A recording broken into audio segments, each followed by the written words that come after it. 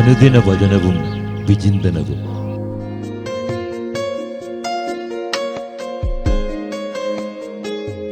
Penuel, face of God.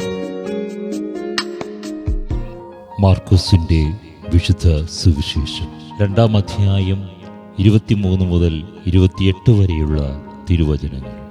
ഒരു Sabbath ദിവസം അവൻ വിളഞ്ഞു കിടക്കുന്ന ഒരു വയലിലൂടെ പോവുകയായിരുന്നു. പോകുമ്പോൾ ശിഷ്യന്മാർ കതിരുകൾ പറിക്കാൻ തുടങ്ങി.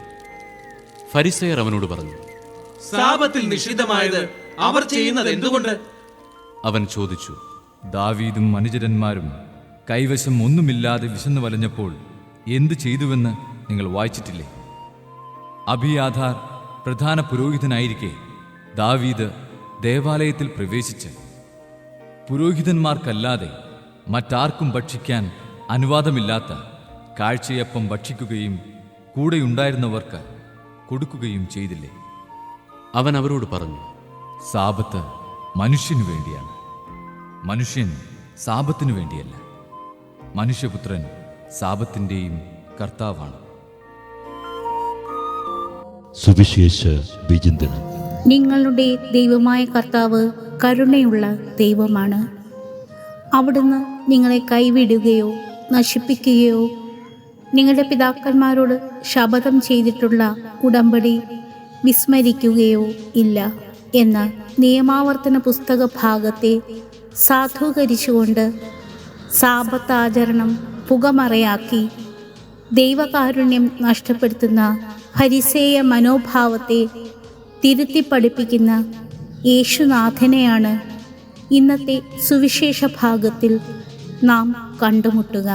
മനുഷ്യൻ സാബത്തിൻ്റെ അടിമയല്ലെന്ന്, സാബത്ത് മനുഷ്യനെ സഹായിക്കുന്ന ഉപാധി മാത്രമാണെന്നും നിയമാവർത്തനം 23-25 ഉദ്ധരിച്ച് ശിഷ്യന്മാർ ചെയ്ത പ്രവൃത്തിയെ യേശു ന്യായീകരിക്കുന്നു. തുടർന്ന് യേശു ഇപ്രകാരം പഠിപ്പിക്കുന്നു: ദേവാലയത്തേക്കാൾ ശ്രേഷ്ഠമായ ഒന്ന് ഇവിടെയുണ്ട്. ബലിയല്ല, കരുണയാണ് ഞാൻ ആഗ്രഹിക്കുന്നതെന്നും അവിടുന്ന് അവരെ പഠിപ്പിക്കുന്നു. വിശപ്പടക്കാനായി ഒരു നേരത്തെ ആഹാരത്തിനായി അരി മോഷ്ടിച്ചുവെന്നും മറ്റും പറഞ്ഞ് പാവങ്ങളെ തള്ളിക്കൊല്ലുന്ന ഇന്നിൻ്റെ സംസ്കാരത്തിൽ കരുണയുടെ പ്രസക്തി വളരെ വലുതാണ്. നിങ്ങളുടെ വാളും എൻ്റെ രക്തം കൊണ്ട് മലിനമാക്കിക്കൊള്ളുക, എന്നാൽ ക്രിസ്തുവിന് പ്രതിഷ്ഠിതമായ എൻ്റെ ശരീരത്തെ നിങ്ങൾക്ക് മലിനമാക്കാൻ കഴിയുകയില്ല എന്ന് ദൈവകരുണയിൽ ആശ്രയിച്ച് ഈ ലോകത്തോട് ധൈര്യപൂർവ്വം വിളിച്ചു പറഞ്ഞ് രക്തസാക്ഷിത്വ മകുടം ചൂടിയ വിശുദ്ധ ആഗ്നസിനെ തിരുസഭ വണങ്ങുന്ന ഇന്നേ ദിനത്തിൽ നമ്മിലെ മലിനമായ ഫരിസേയ മനോഭാവത്തെ ഉന്മൂലനം ചെയ്ത് ഒരുവൻ ആയിരിക്കുന്ന അവസ്ഥയെ പൂർണ്ണമായി അംഗീകരിച്ച് സ്നേഹിച്ച് വീണ്ടെടുക്കാം. മറ്റുള്ളവരുടെ കുറ്റങ്ങൾ അവഗണിച്ച് കർത്താവിൻ്റെ പരസ്നേഹ കൽപ്പന അനുസ്മരിച്ച് അവരെയും നമ്മോടൊപ്പം ചേർത്ത് പിടിക്കാം.